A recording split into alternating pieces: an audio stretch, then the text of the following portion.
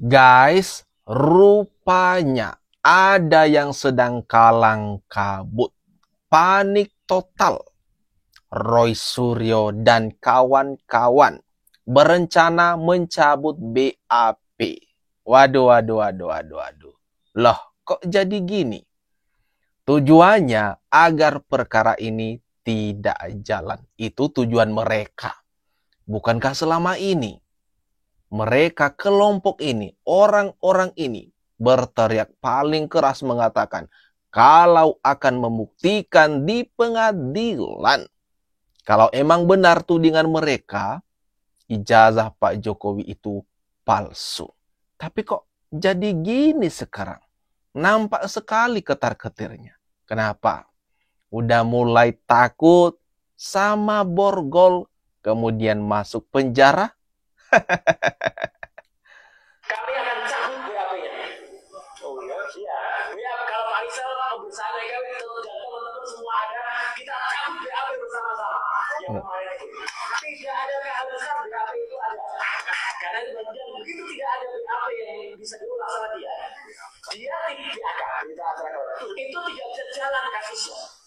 Dan kita Roy Suryo mengatakan tujuannya biar kasus ini tidak jalan. Lah. Niat kalian memang begitu, tapi fakta hukumnya tidak sesuai dengan ekspektasi dong tentunya. Kasus tetap berjalan. Meskipun kalian mau ngapain itu tidak ngaruh. Bayang-bayang penjara sudah di depan mata. Meskipun kalian melakukan berbagai drama, playing victim, ataupun menarik simpati masyarakat dengan nangis-nangis lah, dengan mengaku diteror lah, dan sebagainya, itu tidak ngaruh. Pak Jokowi mengatakan tak layani. Itu artinya Pak Jokowi sudah dalam mode perang melawan kalian-kalian semua sampai menuju Bui. mencabut BAK itu. Jadi artinya apa? Ini yang mau kita lakukan. Untuk apa? Kalau itu dicabut, perkara nggak boleh jalan. Kalau perkara jalan, otomatis berarti terjadi pelanggaran hak asasi manusia, pelanggaran undang-undang dasar, terutama di pasal 28 ayat F. Ya. Roy Suryo lagi-lagi mengatakan terjadi pelanggaran hak asasi manusia kalau kasus ini terus berjalan ketika mereka sudah atau setelah mencabut BAP-nya. Lah. Rupanya itu toh tujuan mereka. Berlindung lagi di balik kata hak asasi manusia. Kemarin kan mereka ini sempat mendatangi Komnas HAM, tetapi sayangnya Komnas HAM menolak mentah-mentah permintaan mereka untuk dilindungi. Jokowi melaporkan dugaan fitnah dan atau pencemaran nama baik. Ya. Nah, Pak Jokowi membuat laporan. Saya masih ingat kata-kata beliau. Saya sudah dihina sehina-hinanya. Ya. Saya sudah direndahkan serendah-rendahnya. Ya. Biarlah saya menempuh upaya hukum. Ya. Karena memang dia lihat bahwa gerakan-gerakan pembangunan opini publik di luar itu luar biasa. Nah, saya juga jujur aja Bang LE. Ya. Saya nggak sampai kebayang sama saya. Kok sampai tokoh-tokoh sekelas Roy Suryo, teman saya, dan teman-teman yang lain tuh datang ke kediaman Pak Jokowi gitu loh. Iya. Nah, ini yang kemarin dilakukan oleh Roy Suryo. Sampai menggeruduk loh kediaman Pak Jokowi di Solo.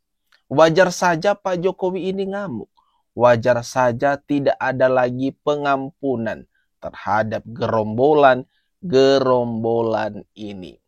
Makanya bagi kalian yang sempat kemarin itu datang, apalagi ketua-ketuanya, maka siap-siap saja akan menuju jeruji besi seperti yang dinyatakan oleh penasehat Kapolri.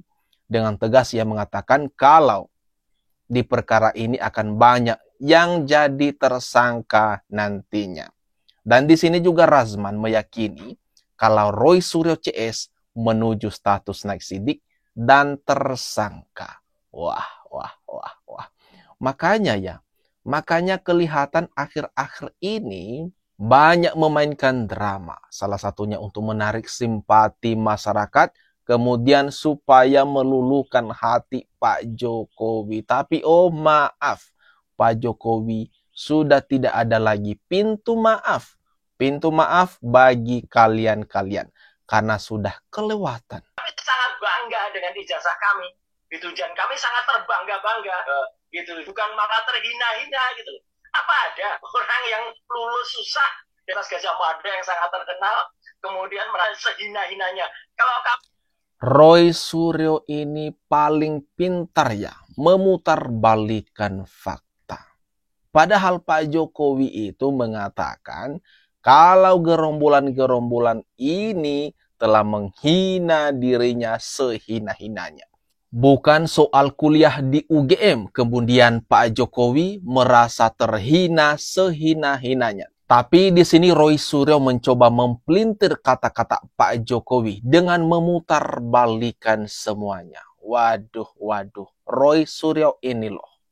sebangga-bangganya pasti Pak Jokowi bukan merasa terhina bahwa dia alumni UGM, justru dia sangat bangga. Itu yang membuat dia menjadi pada posisi presiden 2 periode, dan ijazah itu yang dipergunakannya yang membuat dia merasa terhina sehina-hinanya, martabatnya, kehormatannya diserang adalah ketika ijazah yang dia pergunakan, dia peroleh itu dengan sebaik-baiknya itu dia pergunakan untuk menjadi presiden 2 periode dikatakan palsu. Kemudian terus-menerus itu dibangun narasi-narasi seolah-olah Pak Jokowi ini telah menggunakan ijazah itu untuk menjadi wali kota, gubernur, presiden ya, dengan dasar-dasar atau ijazah yang tidak benar. Itu narasi itu di publik menjadi gaduh, itu yang membuat Pak Jokowi menjadi terhina dan melapor, bukan karena beliau alumni UGM.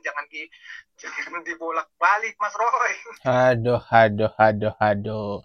Roy Suryo niatnya membuat framing baru lagi nih. Aduh, kita mesti hati-hati ya di setiap perkataan, di setiap ucapan yang keluar dari mulut Roy Suryo ini. Karena sangat berbahaya sekali. Bisa dia pelintir-pelintir, bisa dia ubah-ubah itu kalimatnya. Akhirnya cuma nyengir doang. Ini Roy Suryo dikasih paham. Waduh. Yang dikamporkan Komnas HAM soal Joko Widodo. Oh. Joko Widodo. Kok malah Joko Widodo? Iya, karena yang memperlakukan secara tidak fair adalah Polri. Anggaplah demikian. Kenapa dilaporkan ke Komnas HAM adalah Joko Widodo? Karena laporan Joko Widodo di dalamnya juga ada redaksi-redaksi yang menurut kami mengintimidasi.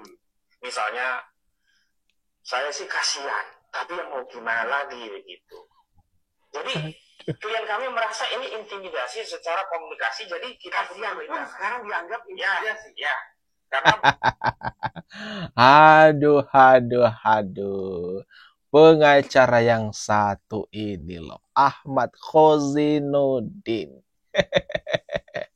Dia mengatakan tadi, kenapa melaporkan Pak Jokowi itu ke Komnas HAM? Karena alasan itu, dari kata-kata Pak Jokowi. Kemudian mereka merasa terintimidasi. Waduh. Saudara Joko Widodo, kami selalu kaji, ini selalu sen kanan belok kiri. Kami tidak bisa mempercayai statement yang zahir, tapi kami kaitkan dengan sejumlah prosedur. Aduh. Kelihatan banget kelompok ini, orang-orang ini begitu bencinya kepada Pak Jokowi dan keluarga. Sampai apapun itu, mereka coba untuk mempelintir, memutarbalikan fakta, kemudian menuding-nuding dan sebagainya. Itulah yang mereka lakukan terhadap Pak Jokowi. Ya, kalau ada seseorang yang sudah menggunakan ijazah yang tidak halal, Tadi pagi, Gatot pejabat Kemenpora mengatakan Roy Suryo meninggalkan rumah dinas Oktober 2014. Setelah didesak, pengembalian inventaris. Tahun 2016, Roy Suryo mengembalikan inventaris senilai 500 juta. Berarti ada inventaris yang ke bawah atau sengaja dibawa. Sakit perut gua setiap gua nonton itu. Sakit perut, mau muntah saya setiap lihat berita itu. Benar-benar, ya. Kalau memang hanya level pompa air atau matras, datanglah ke Hotman Paris. Saya bantu 1 truk, ya. Apalagi kata ada ribuan lagi. Udahlah, jangan pakai jas gigi lah kalau pompa air sama matras juga jadi persoalan, oke? Nih, Rolex gua kasih lo, ya. Langsung itu bisa beli matras sama pompa air 2.000 kali, ya. Ya, jangan. Aduh. Roy Suryo kena ulti dari Hotman Paris. Hotman Paris mengulti ini. Mengulti Roy Suryo yang terlalu pede. Keluar-keluar terus di TV, pakaian rapi. Seolah-olah dia ini memang benar-benar ahli yang paling unggul.